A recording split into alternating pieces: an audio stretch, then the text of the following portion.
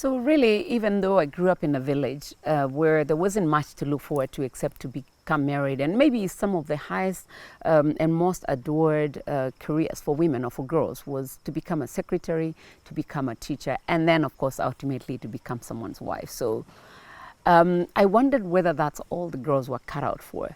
And I found myself doing things that were a little bit off what most other girls were doing. See, I didn't have a girl around me growing up, so I was only around a brother, and of course, by default, I would only play with boys. So I found boys were very crafty, and so as you can imagine, I became as crafty. I wanted to touch things and play with things with my hands, especially technology. I was very curious about how things work. I remember seeing aircrafts in the village, and the aircrafts were very far. I never could imagine how far they were from where I was, but I remember them looking like an eagle. This was a very small piece of equipment up in the air, and I wondered how people fit in there. So my curiosity was growing as I was growing older. As I became a teenager, I started opening up technology stuff like my grandma's radio, which it was our first possession of value. And so I always constantly got in trouble with her, but that never stopped me. I would always open it up. I'm curious about the wires and the things that are inside. I didn't know what they were called. So I remember one time it went off. It wasn't talking for like two months or so, and I loved music. So again, out of curiosity, in her absence, I went into her bedroom, I opened it. I touched things. There were wires. I didn't know what they were called. I touched things, and I remember hearing a sound like shh. It was like a hiss, and I was like, what is that? So I touched something else, and I heard a sound, and I touched until I heard someone speak.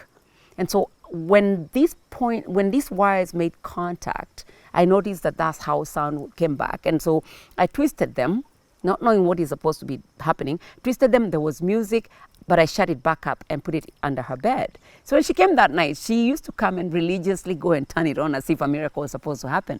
And so one night she came and turned it on, and there was sound, and she listened to news, and she's like, oh, the radio is working. Of course, I didn't want to say that I did anything with it because I would always get a beating. So I never said I did anything to it.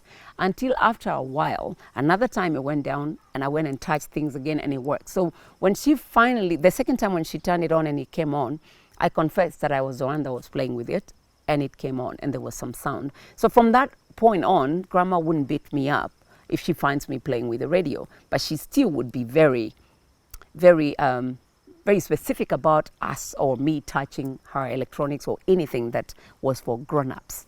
And that was one of them.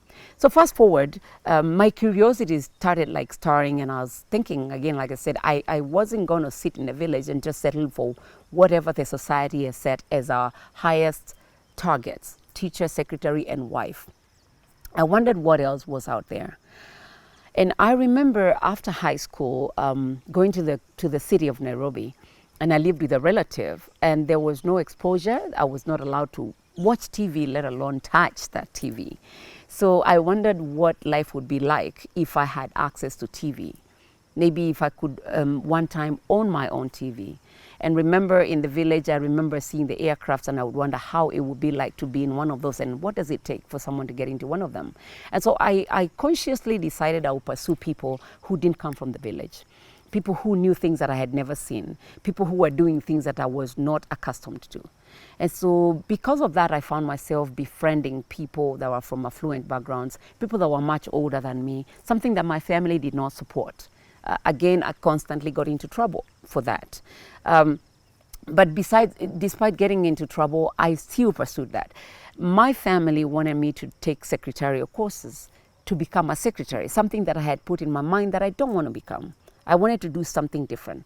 In a way, it's like I was wanting to blaze my own trail, except I didn't know what to call it at the time. And so the people that I pursued are people who had traveled, or they were exposed to people who had traveled, or someone in their family had traveled. And so their mindsets were very opened. They thought differently, they spoke differently. The lives that they talked about were things that I had never heard about. One of my most memorable things that I remember is when I was doing the secretarial courses, my mother wanted me to become, I said if I was going to become a secretary, then I was going to become a bilingual secretary. But my ultimate goal was to become an international traveling an interpreter of something. So I wanted to take French. So I was enrolled into a French school. I took French classes. And I continuously took that because I chose that. Now, the secretarial course that was chosen for me, I dropped after 3 months, but I never told anybody. What happened, one of my best friends at the time, her name was Irene, and she took me to treat me to coffee. We were young girls, but she had come from an affluent family where she could afford a cup of coffee. I couldn't. So she took me to Nairobi Coffee House and bought me a pot of coffee. I think at the time it was like 50 shillings, which was a lot of money for me. And so she bought me a pot of coffee, and I remember watching a show. It was called the Oprah Winfrey Show. After that, there was Martin Lawrence, and then ultimately Living Single. I didn't know that those 3 shows came like right after each other for 5 days, Monday through Friday. So another time she took me just randomly, and it so happened it was the same shows that came on TV.